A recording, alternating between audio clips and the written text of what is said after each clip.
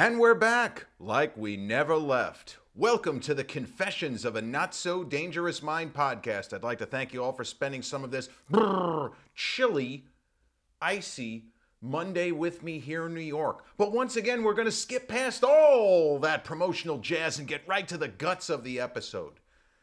I was thinking earlier today, what was I going to talk about? In the immortal words of Al Pacino in Scarface, when I think it's the F. Murray Abraham character, Tony, we have to talk. And Al Pacino, as only he can, goes, talk? What we got to talk about? I think that's what he says. But I was wondering, what am I going to do the episode on today? It's David Lynch. It would have been David Lynch's 79th birthday today.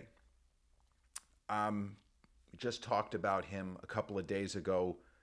I don't really want to do another episode covering similar territory because it would be a fair tribute to do an episode dedicated to him on his birthday. But I figured, why not do an episode on a movie featuring an actor who gave a wildly over-the-top performance in a David Lynch film that ended up winning the Palme d'Or for Best Movie at the 1990 Cannes Film Festival, and who also gives an insanely scenery-chewing, over-the-top William Shatner times James Woods times 100 kind of performance in the movie I'm going to talk about today, Nicolas Cage. Nicolas Cage famously, with Laura Dern, starred in David Lynch's 1990 film Wild at Heart, which won the Palme d'Or. But today, in a newest entry in our continuing series of guilty pleasure movies, we have Brian DePalma's 1998, not very good, sorry to say, but oh so entertaining action thriller, Snake Eyes.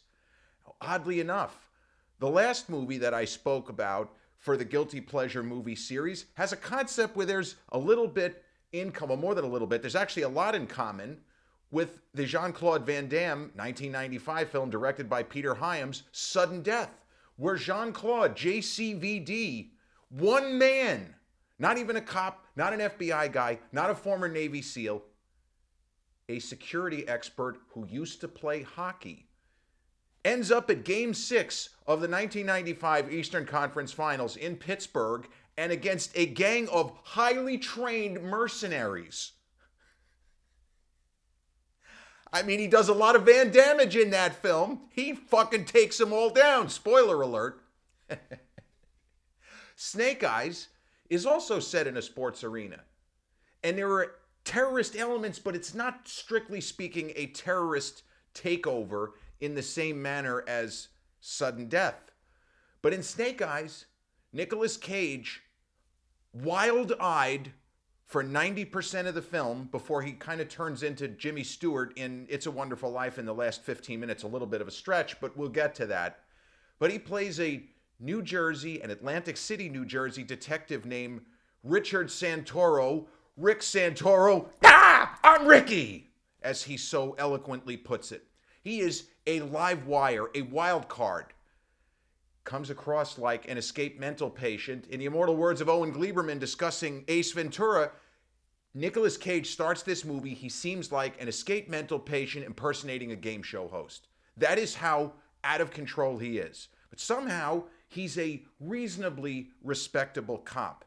And even more unlikely, his best friend is a high-ranking naval commander named Kevin Dunn, played by, who else in that era to play this sort of character? Gary Sinise. I mean, after Forrest Gump, Gary Sinise was just like, how many villains can I play? He plays a bad guy in Ransom. Sorry, spoiler alert.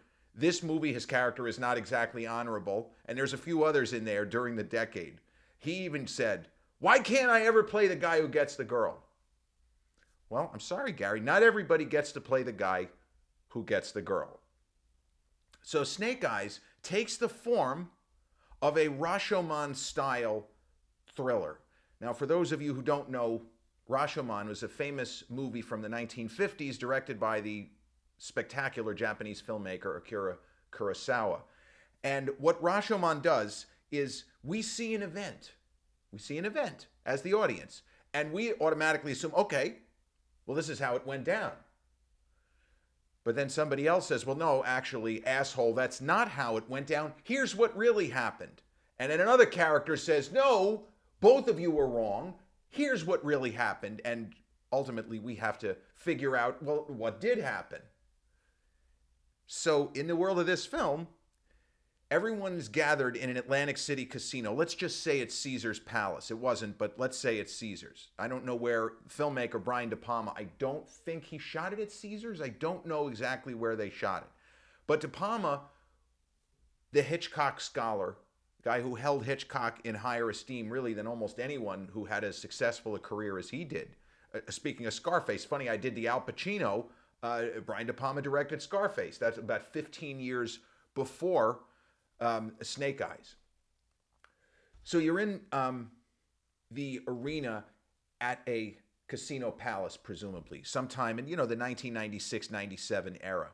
And there's a heavyweight title fight. And a heavyweight champion of the world is played by an actor who was very dependable for a couple of decades. He popped up in a lot of big movies. 2 years prior, he was with Sly in Daylight. He had actually a pretty juicy role in that film, did a good job. But in this movie, he plays the heavyweight champion of the world who either does or doesn't take a legitimate punch and either does or doesn't legitimately lose his title in the ring. Well, while this boxing match is going on, and I guess Rick Santoro has made a bet, and there's all kinds of dialogue and conversations before the fight which don't seem to mean anything, but are actually critically important to what we're about to witness, which is that an assassination takes place. And a lot of people missed it because they were focused on what was going on in the ring, and that is an essential component of the film's plot. Also, De Palma, as a bit of a Hitchcockian homage, he shoots a big chunk of the opening sequence in one take. A little bit like the famous scene in Goodfellas when Scorsese doesn't seem to have a cut as Henry and his wife walk through the Copacabana and get seated. Bob Uecker, who just passed last week, I must be in the front row, but he actually is seated in the front row. So there is a similar long, languorous, incredibly well orchestrated, not only just a tracking shot, but there's a lot of pans and there's a lot of camera movement, but there doesn't appear to be any cutting. And so the film just kind of draws us in right off the bat. And there is this assassination, and a young woman who was seated near, I think it might have been the vice president, or maybe it was a vice presidential candidate. I don't remember that. It's not really that important in the world of the story.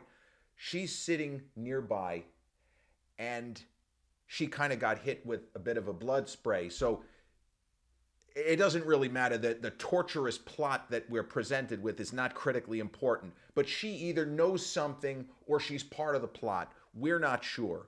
And it's up to a corrupt New Jersey cop. And that's one of the reasons why, presumably, Gary Sinise wanted him there, because he could count on him. Hey, Rick, just look the other way. Here's $50,000, look the other way. And everything we know about Rick Santoro is that he is going to look the other way. He is not going to push forward with an investigation which, as he puts it, we got 20,000 eyewitnesses. There's no way they would be able to cram 20,000 people into any Atlantic City arena. Maybe 10,000, I think even that's a stretch. In Vegas, they had the outdoor arena where they held a lot of big famous boxing matches, Marvin Hagler and Ray Leonard in 87, and Ray Leonard versus Hearns in 81. They were able to probably put close to that amount, but that was different. That wasn't really an arena. It was an enormous vacant lot, which they turned into a makeshift arena. But in a world of the film, we're supposed to believe that there's a 20,000 seat capacity arena somewhere in Atlantic City, somewhere in one of the hotels. Maybe 5,000, but we're going to pretend that it could be 20,000. Anyway, so Nicolas Cage is witness to this assassination. And he can't really look the other way, because despite the fact that he's such a overwrought, the guy is just oozing, not with charm, he's oozing with just what a snake he is, hence the title of the movie, Snake Eyes. This is just a lousy guy. And I guess we're supposed to believe that there is some kind of inherent goodness deep within him, that not only is he not going to take any money to look the other way, but he is going to carry this investigation as far as he can, even if it costs him his life. And when I mentioned that Gary Sinise plays a character called, it's like a lieutenant commander, a naval commander named Kevin Dunn. And I remember when I was watching the movie, I saw it opening weekend with my father. I started cracking up when I saw that that was his name because the actor Kevin Dunn is in the movie. So you have a Gary Sinise playing Kevin Dunn, but it's with an E at the end. And then you have another dependable genre standard actor from that era, Kevin Dunn. He played with Frank Langella, the chief of staff in the movie Dave, the Ivan Reitman film with Kevin Kline playing the president. Same actor. So that's weird. That's suspicious. Like, why would you do that? Why would you have the guy have the same name as an actor who's playing an entirely different character? They should have just cast Kevin Dunn as Kevin Dunn while they were at it. You know, or I remember Gary Shandling on the old Larry Sanders show when he's trying to flirt with Sharon Stone. He asks, Sharon Stone playing herself, he says, Sharon, maybe we could get together for dinner and, you know, whatever it is. He asks her out. And Sharon Stone very sweetly turns him down by saying she has a meeting with Oliver Stone. And Gary Shandling, as Larry Sanders, says, well, if it works out between you and Oliver, you'll be Sharon Stone. Why not have Kevin Dunn play Kevin Dunn? These are questions I guess I don't have the capacity to answer. What this movie gets right, though, the feeling of paranoia.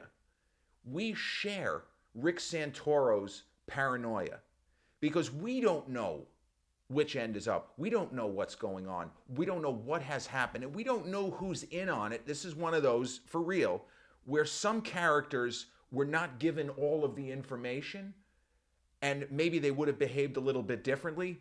But if you're going to set up this level of conspiracy, it's on a need-to-know basis. If I'm going to just tell the heavyweight champion, just take a dive. We'll give you $1 million and you're going to kill the scumbag son of a bitch in a return match or whatever, however it would be explained. He doesn't know every piece of the plan. He only knows what he's told.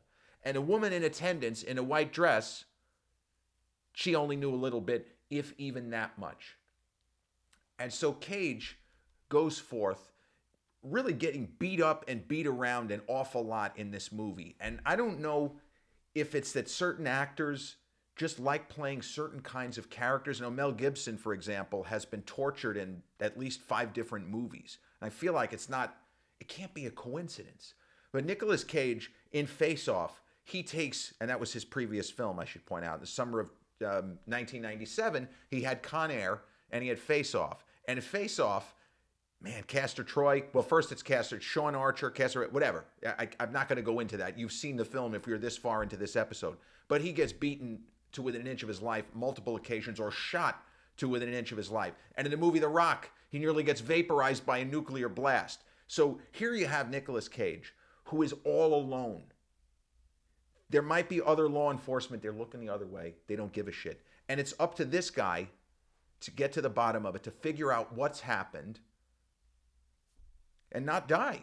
More or less, he's threatened, he's cajoled. Rick, please don't do this. But he's going to do it. So his character ultimately is a classical hero. He has the form of what should be an anti-hero or just basically a protagonist who's a scumbag, but he sort of turns over the course of the story. And I don't know that they tried to sell the film as being in real time, but for stretches of it, we're led to believe that it is real time. I don't think that the events of the story take place in only an hour and 40. I feel like it's a little bit more elongated than that, but I don't remember. There was a film in 1995, I think it was John Badham who directed it. I'm not sure about that, but it was with Johnny Depp and Marsha Mason, among others. And Christopher Walken. I'm sorry.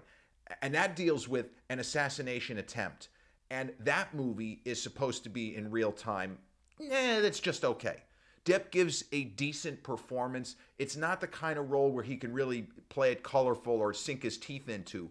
It's a pretty straightforward hero kind of character where his daughter gets kidnapped and he's got 90 minutes to assassinate somebody. Man, 90s movie sure had a lot of assassination attempts of people in high positions.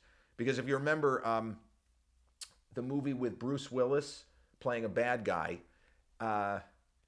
Sidney Poitier played a Secret Service agent, Richard Gere. I don't even remember, but it was The Jackal. The reason why I hesitated, it was a very loose remake of The Day of the Jackal from 2 decades prior, but that was a movie where he tried to assassinate the first lady. This one, vice president. Sudden death. The vice president is taken hostage by the Powers Booth character. So they were really beating the same drum. And Hollywood just seems to make the same kinds of movies, Die Hard on a, Die Hard in a, Die Hard with a, as Sudden Death was. And this movie is not quite a Die Hard clone because the people involved in the conspiracy, they're not looking to kill whoever's in the arena. It has nothing to do with that. They just want to do whatever it is that they're trying to do and get the hell out of there and not get caught. And were it not for Rick Santoro, wow, I'm Ricky, they would get away real easy, but then there wouldn't be a movie. So the character that Stan Shaw plays is an interesting character in this movie because he's not quite a good guy and he's not quite a bad guy. And you can watch this film if you haven't seen it, and you might come away convinced, I think there was supposed to be more with this character and they cut it out, because at various moments in the film, he is apparently sympathetic to Nicolas Cage. And then at other points, he might as well just be heavy number one and not heavyweight, meaning that he's just solely on the side of the bad guys. So I think there may have been some editing issues or something with that character that was taken out, because either he was deliberately supposed to be vague, or there is some kind of an issue where scenes got cut. Now, what I want to point out, though, the original ending of this film, you always say no spoilers, but there's no way I can talk about this without explaining. Brian DePalma shot, at least conceptually, he shot footage for what was supposed to be the real ending. And the reason why I'm saying it that way is that the primary actors were not going to be in any of these shots. So if you know that you're going to have a special effects heavy shot, for example, a decade prior when James Cameron was preparing The Abyss, and he knew he was going to shoot this tidal wave sequence, and then they were going to use special effects to make it look real. None of the primary actors were going to be in any of those shots. By primary actors of that film, whether it's Michael Biehn, Mary Elizabeth Mastrantonio, or Ed Harris, they weren't going to be involved. So Cameron wasn't really worried about this. So when De Palma started to prepare this film and was trying to figure out, how am I going to shoot this kind of closing sequence, he wanted to really be on the nose with his ending of, after you have all of this corruption and just horrible, awful murder and mayhem, he wanted there to be a tidal wave scene within the world of this. It would have been a miniature tidal wave. But the film takes place during this horrible hurricane. Like horrible, like Superstorm Sandy level hurricane. And he envisioned a sequence where everybody was basically going to get washed away, and every bad person, and potentially the morally compromised Rick Santoro, was also going to be washed away in this rain. And I don't think De Palma was sure, is my guy is he going to live or die? I don't think he had quite figured that out. So he shot some test sequences for this, what he called it, a tidal wave sequence, and then he ended up not using it in the film. Sorry for spoilers. They went with, let's just say, a more conventional ending. The weather plays a role in this film, but not the way De Palma envisioned it. And sometimes we always imagine as cineasts, I wish they had gone with the original ending. I actually think the ending that De Palma decided on is okay.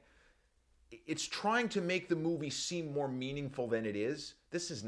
We're not supposed to take this seriously. When I say that it has a structure and there are elements of Rashomon, it doesn't mean, it's not an indicator of quality. It's just an indicator of the structure and how De Palma sets the story and the opposing forces in motion.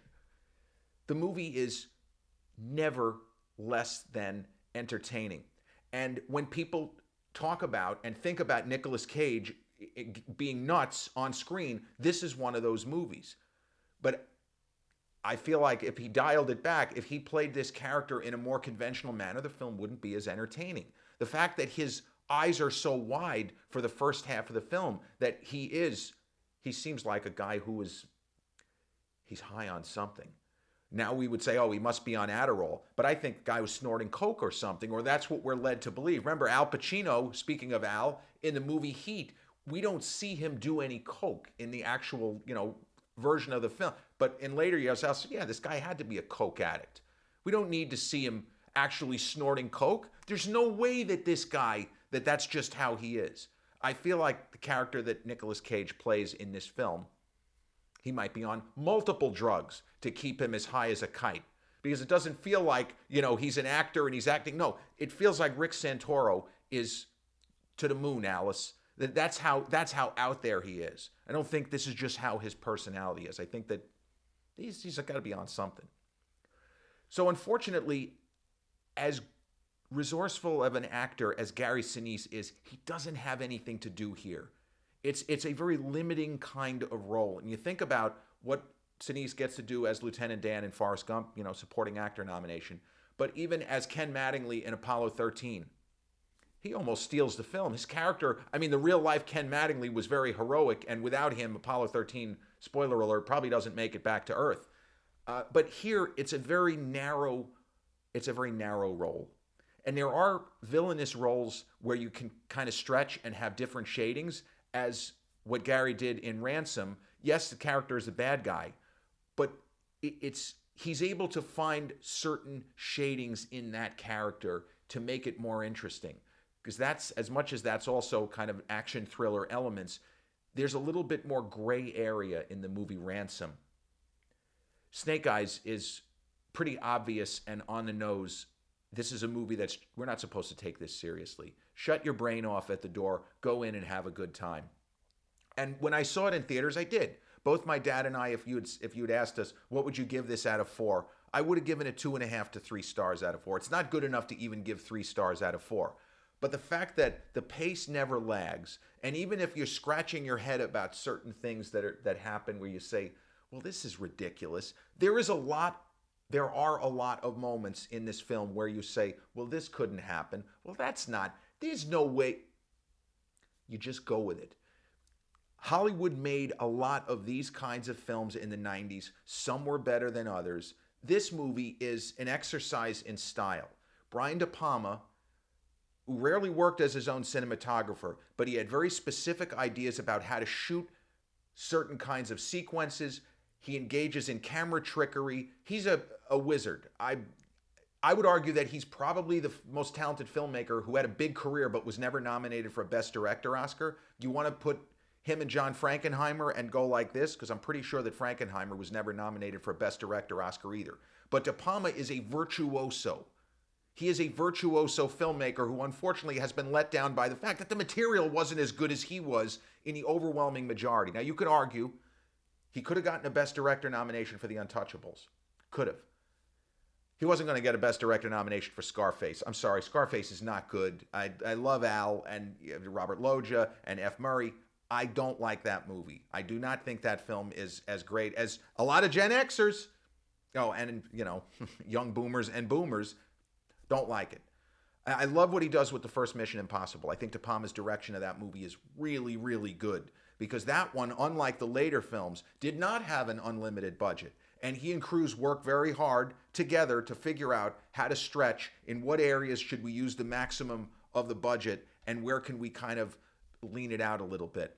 And it doesn't feel like a lower budget film, but relative to the rest of the series, it is. So he did a great job. He could have been, in a different year, maybe he could have gotten a nomination for Casualties of War. A great, brilliant film, but unbelievably depressing, and it bombed at the box office. But his direction of Carlito's Way, also with Al Pacino, Sean Penn, phenomenal. So he's somebody, the talent level, stupendous, off the charts. But here, he's just making a popcorn munching film. Now, this film, it was a larger budget than it looks like it should have been, and part of that may have been because of the attempt at the ending sequence. For all I know, that might have cost $5 to $10 million, whatever they were trying to do with the tidal wave that didn't end up getting used. Now, there's something on YouTube. I think they have some of the setups and some of the attempted special effects shots for that sequence, but I don't think they filmed and completed the alternate ending. I could be wrong, or maybe they just hadn't posted it to YouTube. I'm not sure about that. but it would be worth checking out. The film cost $75 million to make and market. That's a lot of money for a film that on the surface doesn't appear. Why would it be such an enormous budget? Well, Cage made a lot of money, but it was just a huge production. And a lot of the other special effects cost money. So it grossed over $100 million worldwide, but you can't call it a box office hit. It did just okay. And it does have a cult following, especially for fans of Nicolas Cage, who when you think of Vampire's Kiss and even Peggy Sue Got Married, where he gives a kind of entertainingly over-the-top performance. This is one of those where you can see there was a better movie that could have been made from this material. You could tell this same story in a quieter, more meditative way, where you really are trying to get to the bottom of a conspiracy, and it's not as obvious as being hit over the head with a crowbar. That it's actually a more melancholy type of a story where a lone cop tries to get to the bottom of a conspiracy. But this is a loud, boisterous, in some ways obnoxious film. And I've seen it 5 times. I can point out all of these flaws, but it is compulsively rewatchable just the same. Because Cage looks like he is having a blast. And when an actor of his talent seems to be having fun, well, we're having a good time too. And this was really the last of that era and that kind of Nicolas Cage performance, because his next big movie, Bringing Out the Dead, I would argue the most underrated performance of his career and the most underrated film in Martin Scorsese's entire career. Bringing Out the Dead is a film that a lot of people slept on because it was difficult to kind of, well, what the hell is it? What are we doing here? But Bringing Out the Dead is fantastic. John Goodman and the late Tom Sizemore are both just stupendous. And Cage's wife at the time, Patricia Arquette, really, really good in Bringing Out the Dead. It's about a 2-hour fever dream, a guy who drives for EMS in New York City at a very particular time, the early 90s, when the city was, you think it's bad now? Go back to 1990 and you tell me that it's not about 1,000 times better, even as bad as it is now. Because the city, and I was working there, I was a kid, it was just as horrible in certain areas as you would imagine. Like Times Square. I had to do deliveries near Times Square. I'm a little 16-year-old kid. You got people trying to sell me. I don't even know what they were trying to sell me. Kid, you want some X? No, I'm okay here. Or as my sister would say, no, thank you. I'm all set here. But Snake Eyes, directed by the great Brian DePalma and starring a still on an Oscar winner for Best Actor, Sugar High, Nicolas Cage, Gary Sinise, Stan Shaw, John Hurd, the late John Hurd. He played the father, of course, in the first 2 Home Alone movies. The newest entry in our continuing series of guilty pleasure movies. And Snake Eyes is streaming free on Paramount Plus as we speak. So if you happen to get that channel, you don't have to pay the $2 or $3 to rent it on Amazon Prime. The movie is a mess, but it is a glorious, hugely entertaining mess nevertheless. Snake Eyes, 1998, Brian DePalma, starring Nicolas Cage. This has been episode 413 of the Confessions of a Not So Dangerous Mind podcast. I'd like to thank you all for spending some of your Monday afternoon here with me in New York. If you check out this episode on the YouTube channel, haven't done so already, please click like, subscribe, comment, share, turn on those notifications. Or if you catch this episode on the audio platforms such as Podbean, Spotify, iTunes, or the others in which we're hosted, same general rule applies. Click like, subscribe, share, and turn on those notifications. I'll be back with a new episode real soon. Till then,